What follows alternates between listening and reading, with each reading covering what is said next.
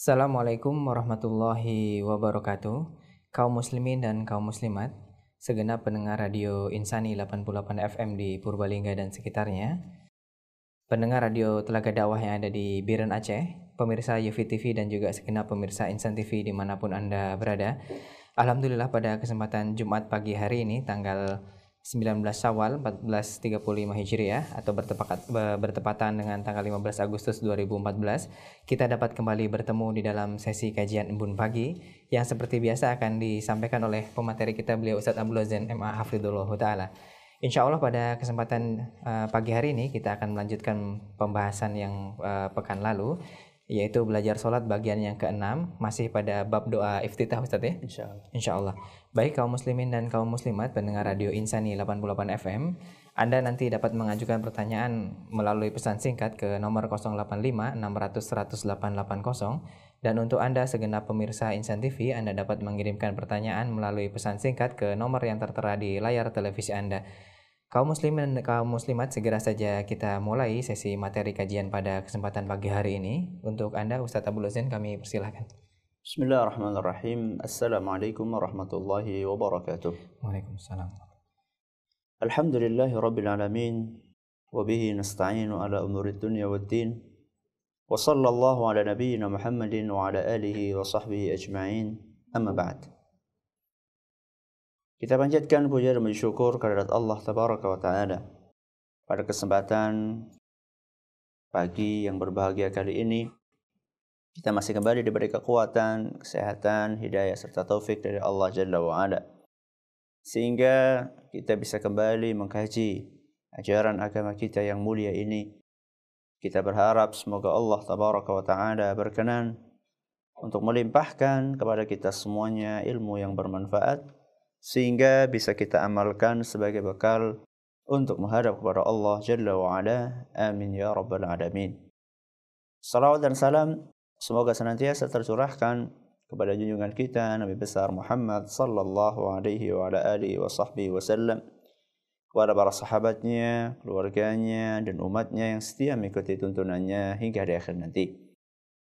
Para pemirsa Insan TV dimanapun Anda berada, dan juga pendengar radio Insani di Purbalingga dan sekitarnya, serta para pendengar radio Telaga Dakwah di Biren Aceh, serta para pemirsa Yufi TV yang semoga senantiasa dirahmati oleh Allah Azza wa Jalla. Pertemuan terakhir kita membahas tentang doa iftitah atau doa istiftah, yaitu sebuah doa yang berisikan pujian yang disunnahkan untuk dibaca setelah takbiratul ihram, yang disunnahkan untuk dibaca setelah takbiratul ihram sebelum seorang hamba membaca surat Al-Fatihah. Dan kemarin kita sudah sampaikan bahwasannya doa iftitah itu redaksinya banyak. Doa iftitah itu redaksinya banyak. Di antara redaksinya itu lebih dari 10 redaksi. Dan itu bisa pendengar dan pemirsa baca, antara lain di kitab yang berjudul Sifat Salat Nabi sallallahu alaihi wasallam yang ditulis oleh Asy-Syaikh Al-Albani rahimahullahu taala. Dan kemarin kita sudah bawakan 2 contoh dari doa iftitah. Yang pertama adalah doa iftitah yang amat pendek dan amat singkat, yaitu sabda Nabi sallallahu alaihi wasallam, Subhanakallahumma wa bihamdika wa tabarakasmuka wa ta'ala jadduka wa la ilaha ghairuk. Ya. Subhanakallahumma wa bihamdik wa tabarakasmuk wa ta'ala jadduk wa la ilaha ghairuk. Yang artinya, Subhanakallahumma wa bihamdik, maha suci engkau ya Allah dan sepenuh pujian hanya untukmu. Kemudian wa tabarakasmuk, berlimpah keberkahan namamu. Wa ta'ala jadduk, maha tinggi kemuliaan dan keagunganmu. Kemudian yang terakhir, wa la ilaha ghairuk, tidak ada yang berhak disembah kecuali hanya engkau ya Allah. Inilah doa iftitah yang pertama, yang berisikan pujian murni kepada Allah Azza wa Jalla, mulai dari kita memuji bahwasanya Allah itu Maha Suci, kemudian kita juga memuji bahwa Allah itu penuh dengan keberkahan, Maha Tinggi, dan juga yang terakhir sebuah ikrar tauhid yang kita katakan bahwa Allah Azza wa Jal itu adalah tidak ada yang berhak untuk diibadahi dan disembah kecuali hanya Dia. Ini doa iftitah pertama yang kemarin kita bawakan, yaitu doa yang berbunyi subhanakallahumma wa bihamdik wa tabarakasmuk wa ta'ala jadduk wa la ilaha ghairuk. Ini adalah doa iftitah yang pertama. Doa iftitah yang kedua yang kemarin sudah kita sampaikan adalah doa yang diajarkan oleh Nabi sallallahu alaihi wasallam yang berbunyi wajjahtu wajhiya lilladzi fatara as-samawati wal ard hanifan musliman wa ma ana minal musyrikin. Inna salati wa nusuki wa mahyaya wa mamati lillahi rabbil alamin la syarika lah wa bidzalika umirtu wa ana awwalul muslimin wa ana minal muslimin. Kelanjutannya Allahumma hdini li ahsanil a'mali wa ahsanil akhlaqi la yahdi li ahsaniha illa anta wa qini sayyi'al a'mali wa sayyi'al akhlaq la yaqi sayyi'aha illa anta. Saya ulangi, doa iftitah yang kedua adalah apa yang diajarkan oleh Rasul sallallahu alaihi wasallam, wajjahtu wajhiya lilladzi fatara as-samawati wal ard hanifan musliman wa ma ana minal musyrikin. Inna salati wa nusuki wa mahyaya wa mamati lillahi rabbil alamin la syarika lah wa bidzalika umirtu wa ana minal muslimin. Kemudian Allahumma hdini li ahsanil a'mali wa ahsanil akhlaqi la yahdi li ahsaniha illa ant wa qini sayyi'al a'mali wa sayyi'al akhlaqi la yaqi sayyi'aha illa ant. Artinya wajjahtu wajhiya lilladzi fatara as-samawati wal ard. Aku hadapkan wajahku kepada zat yang menciptakan langit dan bumi. Hanifan muslima. Aku menghadapkan wajahku dalam keadaan aku lurus condong kepada kebenaran. Musliman, aku berserah diri kepada Allah Azza wa Jal. Wa ma ana minal musyrikin, dan aku bukanlah termasuk orang-orang yang musyrik, yang berbuat syirik kepada Allah Azza wa Jal. Inna salati wa nusuki wa mahyaya wa mamati. Sesungguhnya salatku, sembelihanku, hidupku, matiku lillahi rabbil alamin, hanyalah milik Allah Azza wa Jal. La syarikalah, tidak ada sekutu bagi Allah subhanahu wa ta'ala. Wa bidzalika umirtu wa ana minal muslimin. Demikianlah aku diperintahkan. Wa ana minal muslimin wa bidzalika umirtu, dan aku diperintahkan demikian. Wa ana minal muslimin, dan aku termasuk orang-orang Islam yang berserah diri hanya kepada Allah Azza wa Jalla. Kemudian diiringi dengan doa, Allahumma hdini li ahsanil akhlaqi wa ahsanil a'mali la yahdi li ahsaniha illa ant. Ya Allah, berikanlah petunjuk kepadaku untuk melakukan amalan yang terbaik dan akhlak yang terbaik. Sesungguhnya tidak ada yang bisa menunjukkanku kepada hal-hal tersebut yang baik-baik tadi kecuali hanya Engkau ya Allah. Kemudian setelah itu kita tutup, Allahumma qini, ya Allah lindungilah aku dari akhlak-akhlak yang jelek, dari amalan-amalan yang jelek. Sesungguhnya tidak ada yang bisa melindungi dari itu semuanya kecuali hanya Engkau ya Allah. Inilah doa iftitah yang kedua. Doa iftitah yang kedua berisikan ungkapan pemberitahuan dari seorang hamba tentang perbuatan-perbuatan ibadah dia kepada Allah Azza wa Jalla. Makanya di situ kita cermati wajjahtu wajhiya. Aku hadapkan wajahku kepadamu ya Allah. Kemudian di situ juga dikatakan inna salati wa nusuki wa mahyaya, sesungguhnya salatku, kemudian sembelihanku, hidupku, matiku hanya untukmu ya Allah. Di situ kita mengikrarkan, memberitahukan bahwa ibadah-ibadah yang kita lakukan itu hanya untuk Allah Azza wa Jalla. Ini adalah doa iftitah yang kedua. Pada kesempatan kali ini kita akan membahas contoh doa iftitah yang ketiga yang diriwayatkan oleh Imam Bukhari dan Muslim.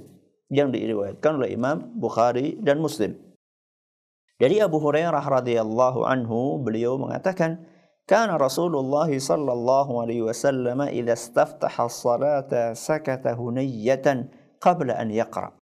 Kata Abu Hurairah radhiyallahu anhu, bahwasanya Nabi sallallahu alaihi wasallam tatkala Nabi SAW memulai salat, beliau diam sejenak sebelum membaca Al-Fatihah. Jadi begitu Allahu Akbar, membaca takbir, membuka salatnya, beliau sallallahu alaihi wasallam diam sejenak. Ya. Beliau diam sejenak, kemudian baru membaca surat Al-Fatihah.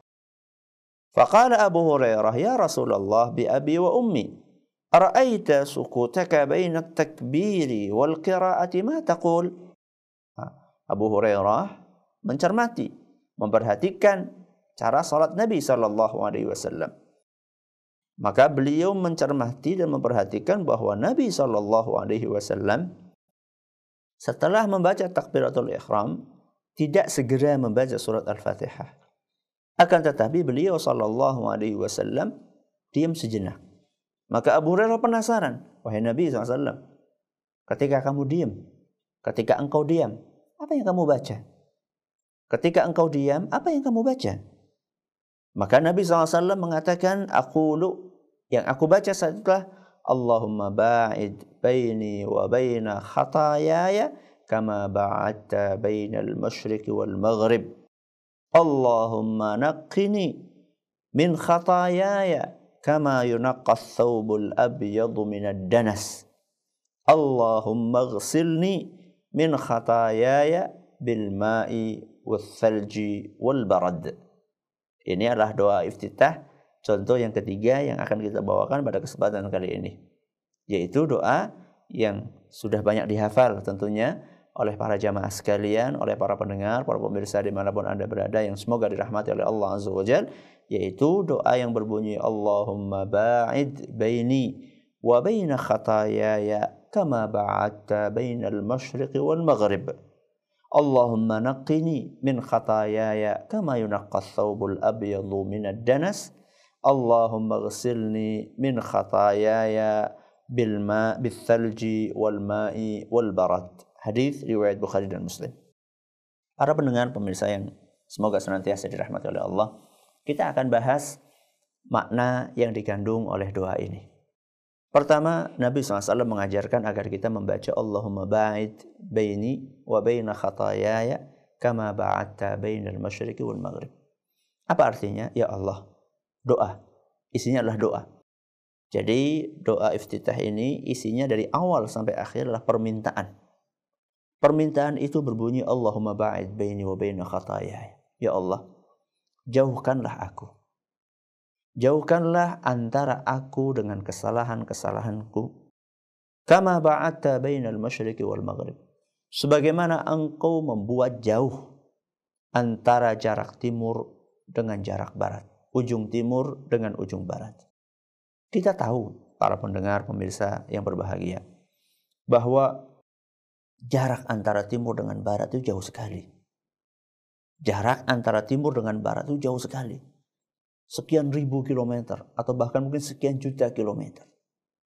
Jadi di dalam doa ini kita memohon kepada Allah Subhanahu wa taala agar kita dijauhkan dari kesalahan-kesalahan kita. Dari kesalahan-kesalahan kita. Kesalahan-kesalahan ini maksudnya adalah dosa-dosa. Jadi kita mohon kepada Allah agar dijauhkan dari dosa-dosa. Maksudnya apa? Maksudnya supaya kita itu nggak dekat sama dosa. Jangankan kita melakukan dosa, dekat-dekat aja enggak. Karena kita di situ minta sama Allah supaya kita dijauhkan. Jadi kalau misalnya ada maksiat, kita minta sama Allah supaya antara kita dengan maksiat tersebut dibikin jarak yang demikian jauh, sehingga kita itu tidak kepengin untuk melakukannya. Ya. Dan inilah memberikan pelajaran yang sangat berharga kepada kita bahwa kalau ada maksiat, jangan dekat-dekat. Kalau ada maksiat, gak usah dekat-dekat. Kenapa? Karena dikhawatirkan kalau dekat-dekat, kita kepengin. Kepengin kemudian terjerumus ke dalamnya. Contoh, lewat alun-alun. Lagi ada konser dangdut misalnya di situ. Gak usah deket-deket ke situ. Ya, gak usah pura-pura beli siomay di situ misalnya, ya. Atau gak usah pura-pura beli apa di situ. Gak usah. Nanti kalau deket-deket penasaran. Nah, itu kok ramai banget apa ya? Ya. Maka akhirnya mata melirik dikit. Awalnya melirik dikit. Nanti kayaknya nggak puas ya kalau cuma dikit-dikit ya. Coba deket, gak kelihatan siapa sih yang nyanyi. Akhirnya mendekat lagi. Lama-lama ngelihat kanan kiri pada joget, ikut joget pula. Makanya ketika ada maksiat, gak usah mendekat. Bahkan usahakanlah menjauhlah sejauh-jauhnya. Sebagaimana permintaan kita kepada Allah Subhanahu wa taala, Allahumma ba'id baini wa baina khataaya kama ba'adta bainal masyriqi wal maghrib. Ya Allah, jauhkanlah aku ya Allah dari perbuatan-perbuatan dosa sebagaimana Engkau menjauhkan jarak antara timur dan barat. Subhanallah, ini jarak yang sangat jauh, ya. Coba banyak di antara kita dengan maksiat sangat dekat. Makanya dari situ kita memahami kenapa kok Nabi SAW berusaha untuk mencari lingkungan, ya, yang bagus, ya. Maksudnya lingkungan yang Islami. Ya. Dari situlah kita memahami kenapa Nabi SAW melakukan hijrah, ya. Melakukan hijrah dari Mekah ke Madinah, untuk mencari lingkungan, ya. Mencari lingkungan yang bagus, ya. Mencari lingkungan yang mendukung, ya. Milieu yang bagus, milieu yang bisa seorang hamba melakukan ibadah di dalamnya dengan baik, yang jauh dari perbuatan-perbuatan maksiat, perbuatan-perbuatan syirik. Karena saat itu di kota Mekah dipenuhi dengan kebatilan, kesyirikan, kemudian juga perbuatan-perbuatan maksiat yang luar biasa banyaknya, sehingga Nabi SAW gak betah dengan kondisi yang seperti itu. Maka beliau pun SAW hijrah. Untuk apa? Untuk menjauhkan diri dari perbuatan-perbuatan maksiat, perbuatan-perbuatan dosa, perbuatan syirik. Maka seorang muslim, andaikan dia mampu untuk berhijrah, mencari tempat, mencari lingkungan, milieu yang lebih bagus, yang kondusif untuk beribadah kepada Allah Azza wa Jalla dan menjauhkan diri dari perbuatan maksiat, itulah yang ideal. Allahumma ba'id baini wa baina khataaya kama ba'adta bainal masyriqi wal maghrib. Ya Allah, jauhkanlah aku dari dosa-dosaku sebagaimana Engkau menjauhkan jarak antara timur dengan barat. Kemudian doa berikutnya adalah permintaan Nabi SAW, Allahumma naqqini min khataayaya kama yunaqqas thawbul abyadu minad danas. Apa artinya? Allahumma naqqini, ya Allah bersihkanlah aku. Ya Allah sucikanlah aku. Sucikan dari apa? Min khataayaya, dari dosa-dosaku. Sucikanlah aku ya Allah dari dosa-dosaku. Nah, ini sudah terjerumus ke dalam perbuatan dosa. Tadi belum terjerumus, kita minta sama Allah supaya jangan terjerumus. Di antara caranya supaya enggak terjerumus adalah kita minta sama Allah supaya dijauhkan dari maksiat tersebut.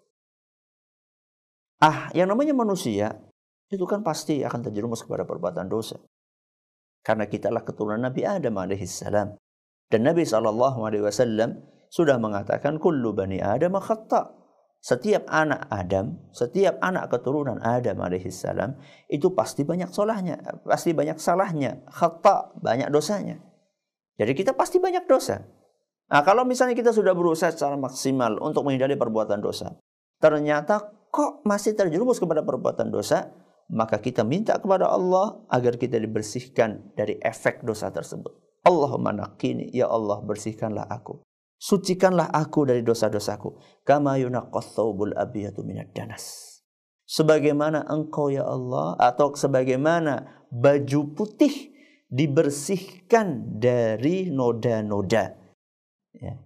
Jadi kita minta kepada Allah Subhanahu wa taala agar diri kita disucikan dari dosa seperti baju putih yang kalau kena noda dibersihkan dari noda tersebut. Saya yakin para pendengar, para pemirsa sekalian punya baju putih, ya, punya baju putih. Kalau ada baju putih kena noda, yakin dia atau Anda akan berusaha untuk bagaimana caranya supaya baju itu putih kembali. Nggak merasa nyaman kalau misalnya masih ada noda di baju putih. Tentu beda dengan baju yang berwarna hitam. Ya. Kalau baju berwarna hitam, kena noda kita abaikan. Paling nggak kelihatan. Tapi kalau putih kan kelihatan. Ya. Makanya dari situ Nabi SAW suka pakai baju putih. Ya. Karena cenderung lebih bersih. Ada noda dikit langsung dibersihin. Sehingga baju putih itu kalau dibersihkan noda akan kembali putih. Tidak tersisa sedikit pun kotoran di dalamnya. Itulah yang kita mohonkan kepada Allah Subhanahu wa taala. Kita minta kepada Allah Azza wa Jalla agar dosa-dosa yang melekat di tubuh kita dibersihkan dari tubuh kita seperti dibersihkannya baju putih dari noda. Kita mohon kepada Allah Azza wa Jalla supaya hati kita, tubuh kita putih kembali seperti sebelum kita melakukan perbuatan dosa. Subhanallah. Ini adalah merupakan salah satu peringatan dari Nabi SAW. Sekaligus ajaran dari beliau alaihi salatu wassalam. Agar kita berusaha untuk senantiasa membersihkan diri kita dari dosa-dosa. Kita beristighfar kepada Allah Azza wa Jalla. Kita bertaubat kepada Allah Subhanahu wa ta'ala. Supaya apa? Supaya hati kita kembali bersih. Alangkah nyamannya orang-orang yang hatinya bersih dari perbuatan dosa. Dia akan terasa ringan untuk beribadah kepada Allah Azza wa Jalla. Dia akan terasa enak untuk membaca Al-Quran. Dia akan terasa nyaman untuk mendengarkan kajian-kajian. Berbeda dengan orang yang hatinya sudah dipenuhi dengan perbuatan-perbuatan dosa. Untuk sholat khusyuk sulitnya minta ampun. Untuk meresapi bacaan Al-Quran beratnya luar biasa. Untuk digunakan menjalankan ketaatan-ketaatan kepada Allah Azza wa Jalla. Untuk sholat, untuk puasa, untuk haji, untuk umrah, untuk baca Quran, untuk sedekah rasanya berat. Kenapa? Karena efek dari dosa-dosa yang menumpuk di dalam hati kita.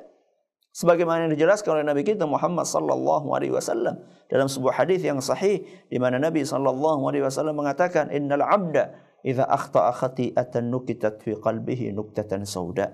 Seorang hamba manakala dia melakukan perbuatan dosa, satu dosa, maka akan ditorehkan satu bintik hitam di dalam hatinya. Satu dosa. Efeknya satu bintik hitam. Fa in huwa taba wa naza'a wastaghfara suqilat. Seandainya dia bertaubat kepada Allah Azza wa Jalla, kemudian dia meninggalkan perbuatan dosa itu, maka satu bintik hitam itu akan dihapuskan oleh Allah Azza wa Jalla.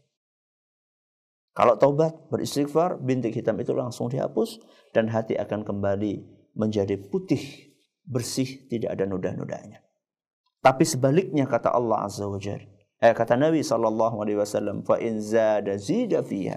Seandainya setelah melakukan satu dosa, kemudian dia mengiringinya dengan dosa yang lainnya. Dosa, kemudian bintik-bintik hitam itu akan semakin banyak. Maka hati yang awalnya putih, bersih, tiada nodanya oleh Allah Azza wa Jalla akan dirubah. Karena perbuatan-perbuatan hamba itu menjadi hitam. Menjadi hitam kelam. Isinya hanya noda-noda hitam. Sehingga saat itu hati tidak bisa lagi membedakan mana yang benar, mana yang salah. Kehilangan dia. Kehilangan akal. Kehilangan kekuatan untuk bisa membedakan mana yang benar, mana yang salah. Mana yang hak, mana yang batil. Mana yang baik, mana yang buruk. Karena apa? Karena dosa-dosa yang kita lakukan. Maka kita minta sama Allah Subhanahu wa ta'ala agar jangan sampai noda-noda itu semakin banyak menguasai hati kita. Maka Nabi SAW mengajarkan kepada kita, idza amilta sayyi'atan fa'atbi'ha hasanatan tamhuha. Kalau misalnya kamu melakukan satu dosa, segera iringi dosa itu dengan amal soleh. Mata kita jelalatan, langsung baca Quran. Ya, mata kita jelalatan, langsung baca Quran sampai situ. Supaya apa? Supaya dosanya langsung dihapus sama Allah Azza wa Jalla. Nah, lisan kita barusan untuk menggunjing orang lain. Langsung gunakan lisan kita ini untuk memberikan nasihat misalnya kepada anak kita. Supaya dosa itu dihapuskan. Kaki kita barusan kita pakai untuk berjalan ke tempat yang tidak diridhai oleh Allah Azza wa Jalla. Ya. Langsung digunakan kaki itu setelah itu untuk jalan ke masjid. Untuk menghadiri pengajian. Ya. Dan seterusnya. Ini adalah supaya dosa-dosa yang kita lakukan itu tidak menumpuk dan menumpuk sehingga merubah hati kita menjadi hitam. Maka Nabi SAW mengajarkan dalam doa iftitah ini untuk kita berdoa kepada Allah Azza wa Jalla, Allahumma naqqini min khataayaya kama yunaqqas thawbul abyadu minad danas. Ya Allah, bersihkanlah diriku dari dosa-dosaku sebagaimana dibersihkannya baju putih dari noda-noda. Yang terakhir Nabi SAW mengajarkan, Allahumma ghsilni min khatayaya bithalji wal ma'i wal barat. Ya Allah, sucikanlah diriku dari dosa-dosaku.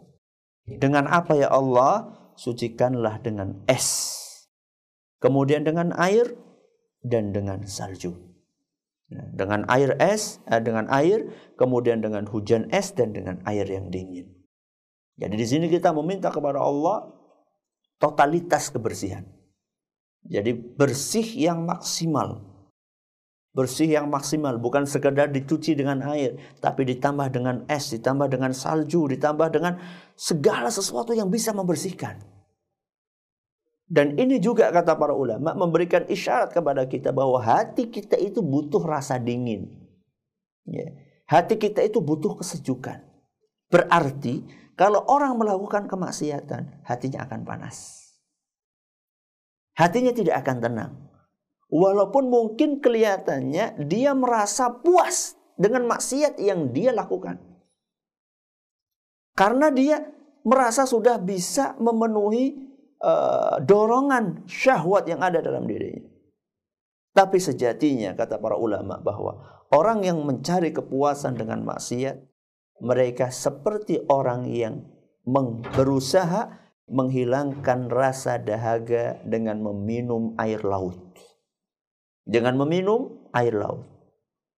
Jadi kalau misalnya kita haus banget, adanya cuma air, isinya air garam, air laut, air asin. Semakin banyak minum, akan semakin kehausan. Begitulah seorang yang mencari kepuasan dengan melakukan perbuatan maksiat. Semakin dia melakukan satu maksiat, dia akan semakin terdorong untuk melakukan maksiat berikutnya. Dan tidak akan pernah puas.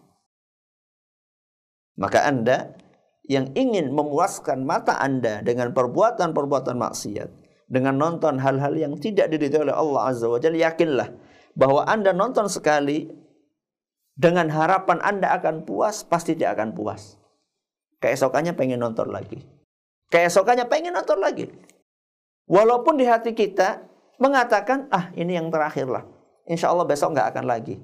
Yakin, kalau misalnya Anda selalu menuruti hawa nafsu Anda, besok Anda akan terus terdorong untuk melakukan yang lainnya.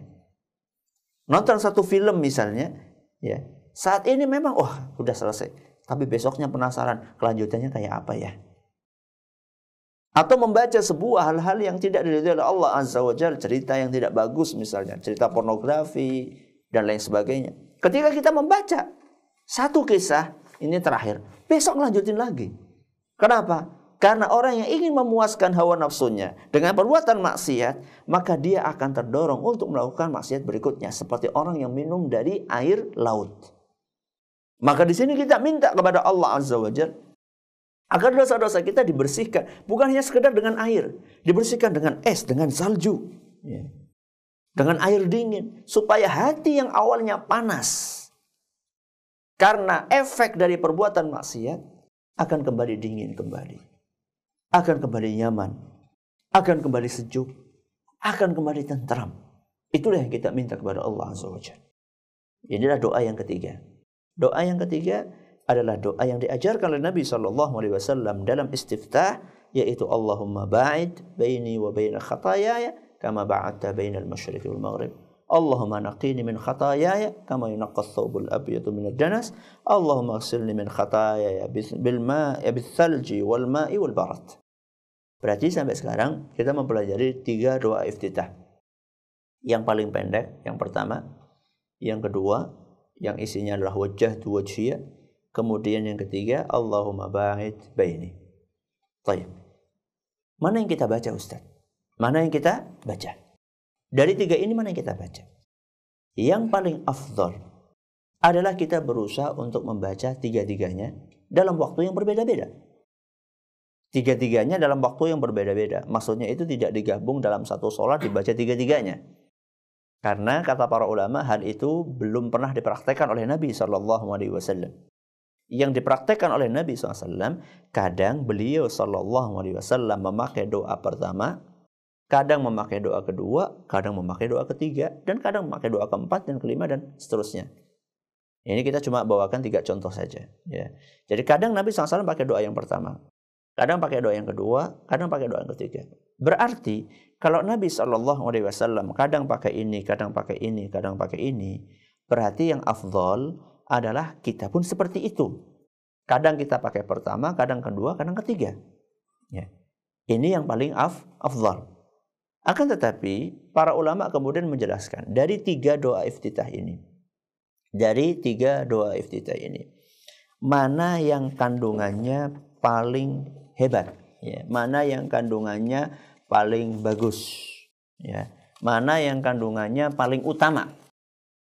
Di sini para ulama kemudian menjelaskan, di antaranya Syekhul Islam Ibnu Taimiyah rahimahullah, bahwa iftitah atau ibadah-ibadah yang lainnya yang dilakukan oleh seorang hamba, bacaan-bacaan yang dilakukan oleh seorang hamba, zikir-zikir yang dibaca di salat atau yang di lainnya, itu terbagi menjadi tiga. Yang pertama adalah iftitah atau doa atau bacaan yang muatannya, isinya adalah pujian kepada Allah Subhanahu wa taala. Ini yang pertama. Yang isinya adalah pujian. Nah, mohon kepada para pendengar, pemirsa, supaya memperhatikan, karena ini pembahasan yang membutuhkan pemahaman yang cukup dalam. Yang pertama adalah yang berisikan iftitah yang isinya adalah pujian kepada Allah Subhanahu wa taala. Ini yang pertama. Contohnya kayak apa, Ustaz? Contohnya kayak doa iftitah yang pertama, yaitu subhanakallahumma bihamdika wa tabarakasmuka wa ta'ala jadduka wa la ilaha ghairuk. Ini yang pertama. Iftitah yang kedua, jenis yang kedua adalah iftitah yang isinya pemberitahuan dari hamba. Isinya pemberitahuan dari hamba tentang ibadah yang dia lakukan. Ini yang kedua. Hamba memberitahu ibadah yang dia lakukan. Wajjahtu wajhiya, ini contohnya. Aku telah menghadapkan wajahku. Inna sholati wa nusuki, sesungguhnya solatku, hidupku, matiku, sembelihanku hanya untuk Allah. Ini kan memberitahu, hamba memberitahu bahwa dia beribadah untuk Allah Subhanahu wa taala. Ini adalah jenis yang kedua. Jenis yang ketiga adalah iftitah yang isinya permohonan, permintaan. Seperti tadi yang terakhir, Allahumma ba'id baini, ya Allah, jauhkanlah diriku dengan dosa-dosaku, dari dosa-dosaku. Nah, ini tiga jenis, saya ulangi, tiga jenis iftitah kandungannya. Yang pertama adalah yang isinya murni pujian kepada Allah Subhanahu wa taala. Tidak ada doa permohonan di dalamnya, tidak ada pemberitahuan hamba tentang apa yang dilakukan. Isinya adalah hamba memuji Allah Subhanahu wa taala. Yang kedua adalah iftitah yang isinya adalah seorang hamba pemberitahuan tentang ibadah yang dia lakukan, amalan yang dia lakukan, ibadah yang dia lakukan kepada Allah Azza wa Jalla. Ini yang kedua. Yang ketiga adalah iftitah yang isinya permohonan. Iftitah yang isinya permohonan kepada Allah Subhanahu wa taala, permintaan seorang hamba. Tiga jenis doa iftitah ini. Di antara tiga jenis doa iftitah ini, kata para ulama, yang paling afdal muatannya adalah iftitah yang pertama, yang isinya adalah pujian kepada Allah Azza wa Jalla. Berarti yang mana, Ustaz? Ya tadi yang kita baca, subhanakallahumma wa bihamdika wa tabarakasmuka wa ta'ala jadduka wa la ilaha ghairuk. Ustaz, itu kan pendek banget, Ustaz. Itu kan pendek, Ustaz, dibandingkan yang kedua, yang ketiga lebih pendek yang pertama, Ustaz. Kenapa kok ini yang paling afdal? Karena kandungannya. Ya. Ketika kita katakan ini paling afdal, paling utama, bukan berarti yang lainnya itu enggak utama. Utama juga. Cuman di antara yang utama-utama ini ada yang paling utama, ya. Ada yang paling utama. Di antara yang istimewa ini ada yang lebih istimewa. Contoh misalnya, di antara orang-orang yang tampan itu ada yang paling tampan, ya. Di antara wanita-wanita yang cantik ada yang paling cantik. Ketika kita katakan, oh si fulan itulah laki-laki yang paling tampan, bukan berarti yang lainnya nggak tampan. Ketika kita katakan, oh si fulanah wanita yang paling cantik, bukan berarti yang lainnya nggak cantik. Yang lainnya cantik juga, cuman ini paling cantik. Yang lainnya ganteng juga, cuman ini paling ganteng. Nah, ketika para ulama menjelaskan iftitah ini, ada yang paling afdal, ada yang afdal, dan seterusnya, ini untuk menunjukkan kepada kita bahwa yang namanya doa itu memiliki kandungan-kandungan, Sehingga kita bisa memahami di antara kandungan-kandungan itu mana yang paling utama. Kata para ulama yang paling utama adalah yang isinya pujian kepada Allah, yaitu contohnya subhanakallahumma bihamdik. Kemudian peringkat yang kedua adalah yang isinya pemberitahuan seorang hamba tentang amal yang dia lakukan, yaitu contohnya wajjahtu wajhiya lilladzi fataras samawati sampai akhir. Kemudian yang ketiga peringkatnya adalah yang isinya permintaan seorang hamba kepada Allah, contohnya itu Allahumma ba'id baini wa baina khataayaya. Ini sebagaimana dijelaskan oleh para ulama kita. Maka dari sini kita mengetahui bahwa yang paling afdal adalah doa yang pertama. Walaupun demikian, ya, walaupun yang paling afdal adalah yang pertama, tapi bukan berarti kemudian yang kedua, yang ketiga, yang keempat sampai yang ke-10 kita tinggalin. Enggak, ya. Bahkan kadang-kadang kata para ulama yang nomor 3 bisa jadi lebih afdal manakala diiringi dengan perasaan khusyuk, ya, dengan perenungan, karena sejatinya orang beribadah itu salah satu intinya adalah khusyuk. Dia meresapi apa yang dia baca. Nah, kalau misalnya dia pakai doa yang jenis ketiga, kemudian dia meresapi dengan baik, ya ini bisa jadi lebih afdal daripada yang pertama seandainya tidak diiringi dengan peresapan. Tapi kalau misalnya yang pertama diiringi dengan peresapan, wah itu jelas paling afdal itu. Itu yang paling afdal. Jadi saya ulangi bahwasanya doa iftitah itu banyak redaksinya dari Nabi SAW. Bahkan pada pertemuan yang telah lalu kita sampaikan bahwa redaksinya itu lebih dari 10. Ya, redaksinya lebih dari 10 bisa dibaca di dalam antara lain kitab Sifat Salat Nabi SAW karya Syekh Al-Albani rahimahullah. Kemudian doa iftitah itu kandungannya macam-macam seperti yang saya sampaikan, bahwa yang paling afdal adalah kadang kita pakai ini, kadang kita pakai ini, kita pakai ini. Di antara 3 atau 4 atau 10 iftitah atau lebih dari itu, yang paling afdal adalah yang isinya di dalamnya ada pujian kepada Allah Azza wa Jal. Berikutnya adalah yang isinya pemberitahuan dari seorang hamba kepada Allah tentang perbuatan-perbuatan ibadah yang dilakukan. Kemudian yang ketiga adalah doa iftitah yang isinya adalah permintaan dan permohonan seorang hamba kepada Allah Azza wa Jal. Semoga bermanfaat buat kita semuanya. Mari kita dengarkan seandainya ada pertanyaan-pertanyaan yang diajukan oleh para pendengar dan pemirsa sekalian. Wallahu ta'ala a'lam.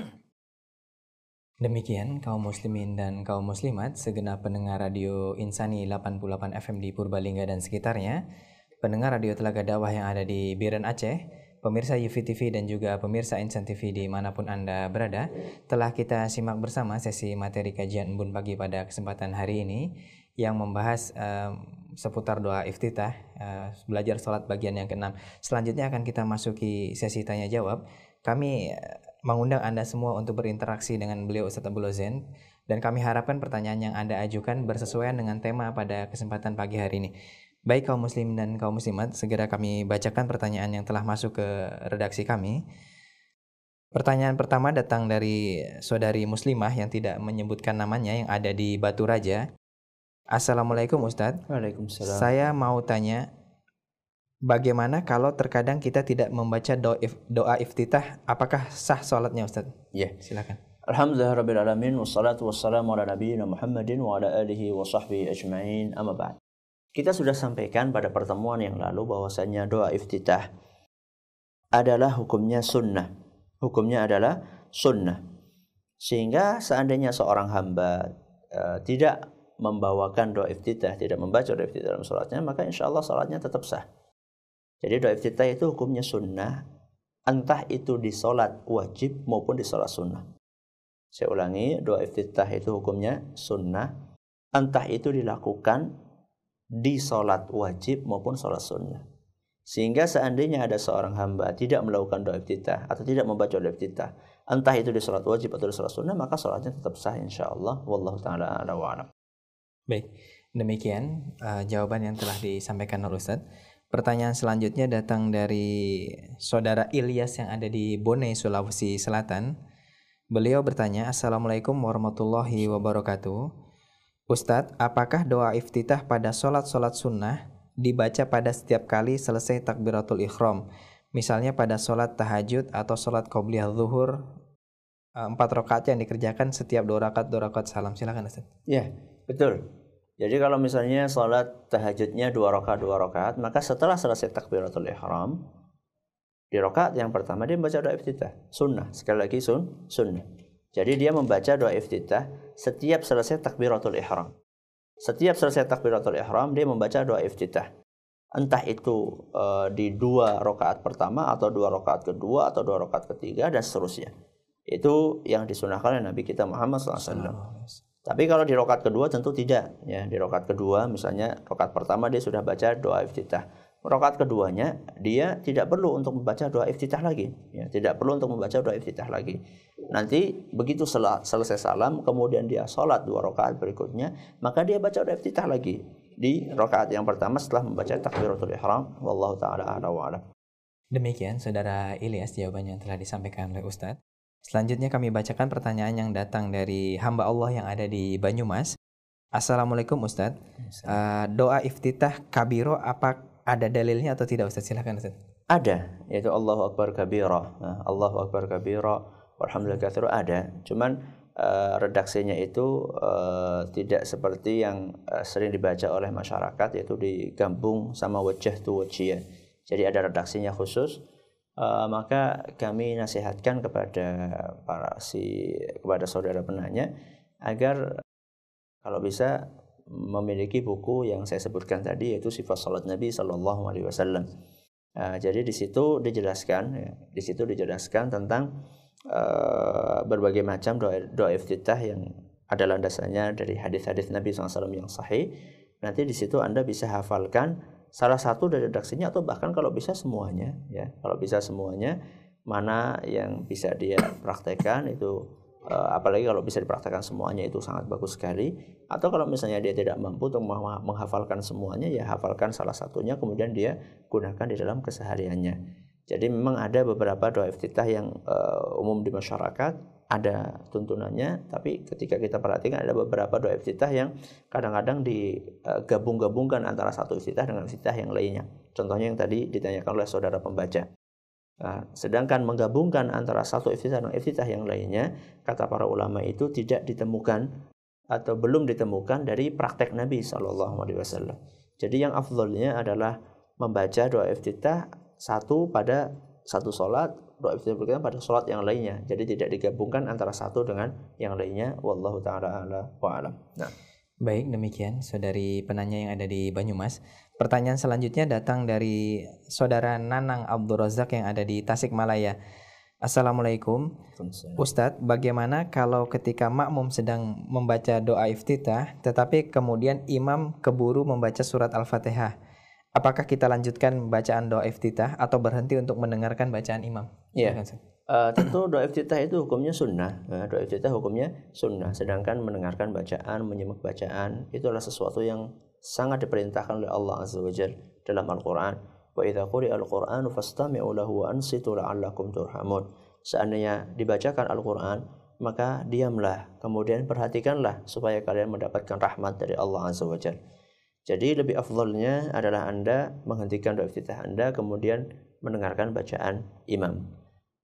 Seandainya kita tahu bahwasanya imamnya itu pendek jedanya antara takbiratul ihram dengan bacaan Al-Fatihah, maka dalam kondisi seperti ini supaya kita bisa memadukan antara bacaan doa iftitah kita sampai selesai dengan mendengarkan imam, supaya kita bisa memadukan antara dua amalan ini, maka lebih baik kita berusaha untuk membaca doa iftitah yang pendek. Ya, yang tadi disampaikan di awal, subhanakallahumma bihamdika wa tabarakasmuka wa ta'ala jadduka wa la ilaha ghairuk. Ini sangat pendek. Insyaallah ketika kita membaca doa iftitah ini, kita nggak akan ketinggalan untuk menyimak Al-Fatihah yang dibaca oleh imam. Jadi ini adalah solusinya yang insyaallah lebih bisa menggabungkan antara dua amalan yang mulia. Wallahu ta'ala a'la wa a'lam. Nah. Baik, terima kasih atas jawabannya. Demikian pendengar dan juga pemirsa Insan TV.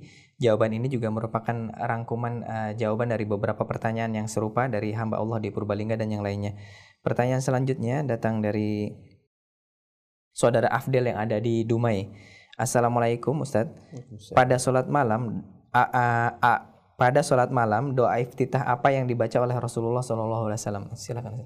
Ada beberapa doa iftitah yang dibaca oleh Nabi SAW, redaksinya panjang, ya. Bisa seperti yang saya katakan tadi, bisa dibaca di Sifat Salat Nabi SAW, yang dikarang oleh Syekh Al-Albani. Jadi ada beberapa doa iftitah yang memang dibaca oleh Nabi SAW di salat malam, akan tetapi menurut sebagian ulama ini tentunya ada khilaf di antara para ulama, doa iftitah tersebut juga bisa dibaca di salat wajib.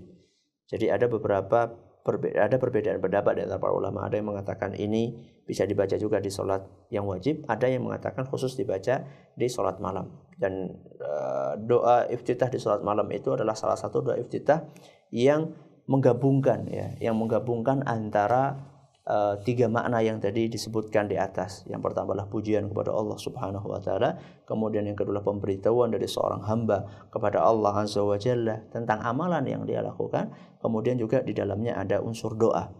Jadi cukup panjang doa iftitahnya, bisa Anda baca di sifat salat Nabi sallallahu alaihi wasallam. Nah, baik, pertanyaan selanjutnya datang dari saudara Sugiharto yang ada di Bantul, Yogyakarta. Assalamualaikum, mohon penjelasan untuk doa iftitah Allahumma ba'id baini dan seterusnya. Apakah hanya boleh dibaca pada sholat fardu saja, Ustaz? Apakah benar ini, Ustaz? Silakan. Iya, seperti yang saya sampaikan tadi, memang ada perbedaan. Tapi kalau Allahumma ba'id baini, insya Allah bisa dibaca baik di sholat fardu maupun sholat sunnah. Allahumma ba'id baini bisa dibaca di sholat fardu maupun sholat sunnah. Memang ada perbedaan pendapat di antara para ulama ketika Nabi SAW membaca doa itu di sholat sunnah. Apakah artinya itu hanya boleh dibaca di sholat sunnah saja? Ketika Nabi SAW membaca doa iftitah di sholat fardu, apakah itu hanya boleh dibaca di sholat fardu saja? Memang ada perbedaan pendapat di antara para ulama seperti yang saya sampaikan tadi. Akan tetapi insya Allah yang cukup kuat pendapatnya adalah bahwa itu bisa dibaca di sholat fardu maupun sholat sunnah. Wallahu ta'ala a'lam wa a'lam. Baik, pertanyaan selanjutnya datang dari hamba Allah yang ada di Purbalingga. Assalamualaikum Ustadz, apakah doa iftitah bisa dibaca di luar waktu sholat sebagai bacaan doa harian, Ustadz? Sebagai untuk zikir-zikir harian, Ustadz, silakan. Kalau yang dimaksud adalah doa-doa yang isinya permohonan kepada Allah Azza wa Jalla, tidak mengapa insya Allah.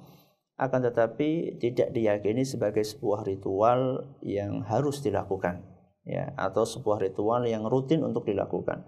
Jadi kalau misalnya kita pengen supaya dosa kita dijauhkan dari diri kita, kemudian kita mengatakan Allahumma ba'id baini wa baina khataaya, ya, semoga tidak mengapa insya Allah. Semoga tidak mengapa, asalkan tidak dijadikan sebagai sebuah ritual yang rutin yang diyakini, oh kalau habis sholat saya harus baca ini, kalau misalnya habis sholat duha saya harus baca ini, kalau misalnya sore hari anu saya harus baca ini. Enggak.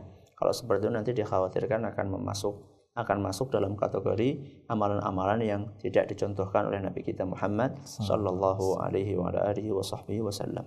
Nah, baik. Pertanyaan selanjutnya datang dari Arjun yang ada di Morowali. Assalamualaikum Ustadz, apakah setiap kita membaca ayat sajadah dalam sholat kita harus sujud tilawah? Apakah setiap sholat subuh pada hari Jumat kita disunahkan membaca ayat sajadah, Ustadz, dan juga sujud tilawah ini? Silakan. Ya. Kalau harus, enggak. Menurut pendapat yang rajih insya Allah bahwa sujud tilawah itu hukumnya sunnah. Menurut pendapat yang rajih insya Allah, menurut pendapat yang lebih kuat insya Allah, sujud tilawah itu hukumnya sunnah. Sehingga manakala kita melewati ayat sajdah kemudian kita tidak sujud, insya Allah tidak berdosa.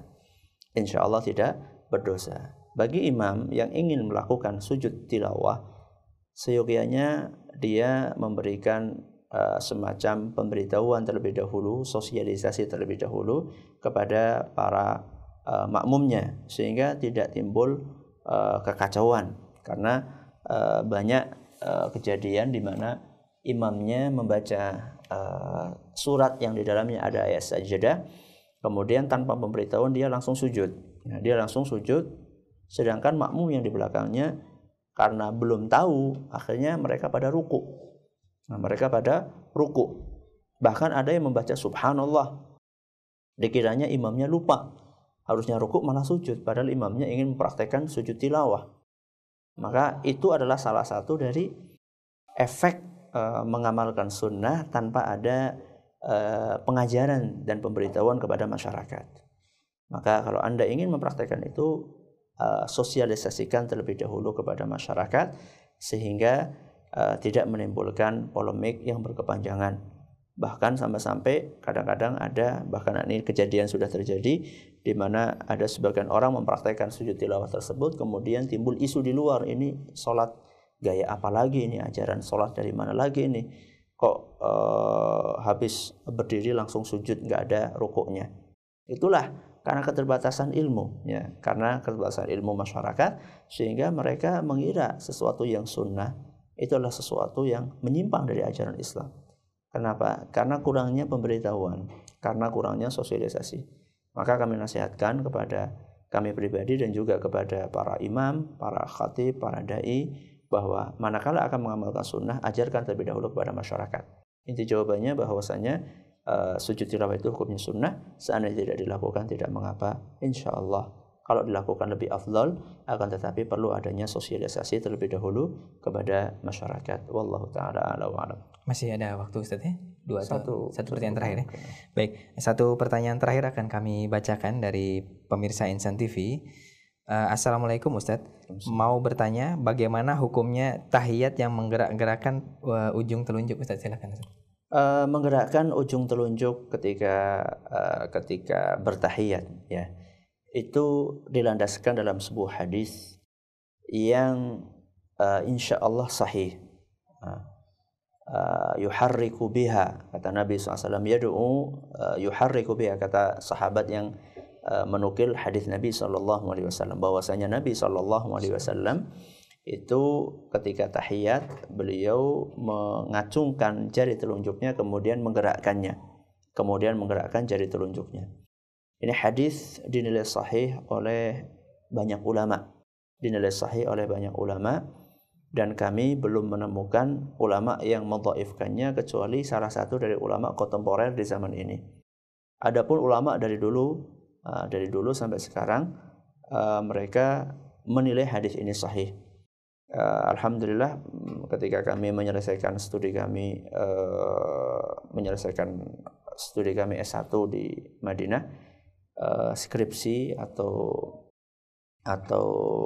ya semacam paper yang kami tulis itu masalah ini, ya, masalah hadis, takhrij hadis, menggerakkan jari telunjuk ketika sholat.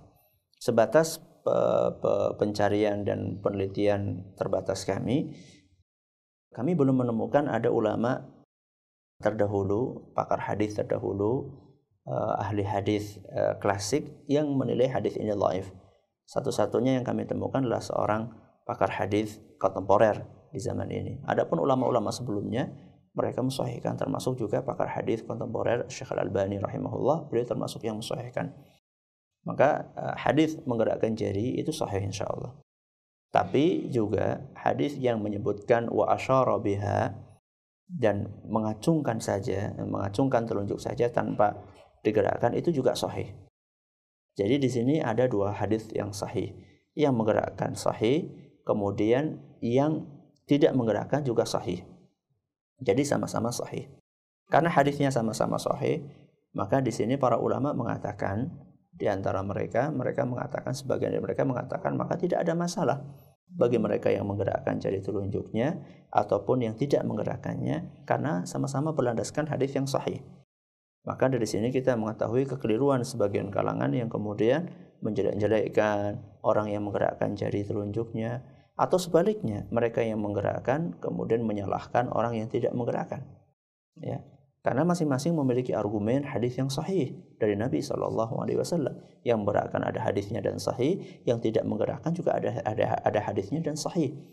Maka karena hadisnya sama-sama sahih, maka tidak perlu kita saling mendiskreditkan, saling menjelekkan, saling memojokkan, nggak perlu, karena itu adalah salah satu hal yang bisa menimbulkan perselisihan, polemik yang berkepanjangan, perpecahan di antara kaum muslimin.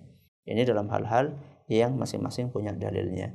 Adapun amal-amal yang tidak ada dalilnya, maka saat itu kita harus bersikap lebih tegas, kita harus bersikap memegang prinsip yang benar tanpa menimbulkan hal-hal yang menimbulkan fitnah, yaitu dengan tetap menjelaskannya dengan baik kepada masyarakat.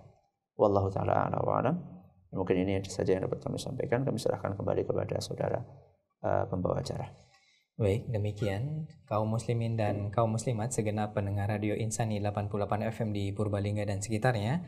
pendengar Radio Telaga Dakwah yang ada di Biren Aceh, pemirsa Yufid TV dan juga pemirsa Insan TV dimanapun Anda berada.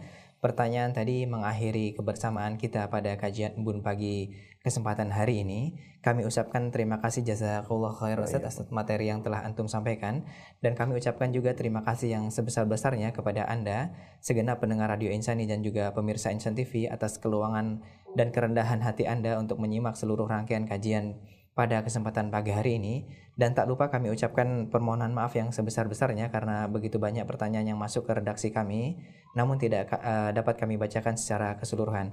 Kaum muslimin dan kaum muslimat, demikian kami akhiri. Kami seluruh kru yang bertugas dari studio Radio Insani 88 FM di Purbalingga mengucapkan undur diri. Wassalamualaikum warahmatullahi wabarakatuh. Waalaikumsalam warahmatullahi wabarakatuh.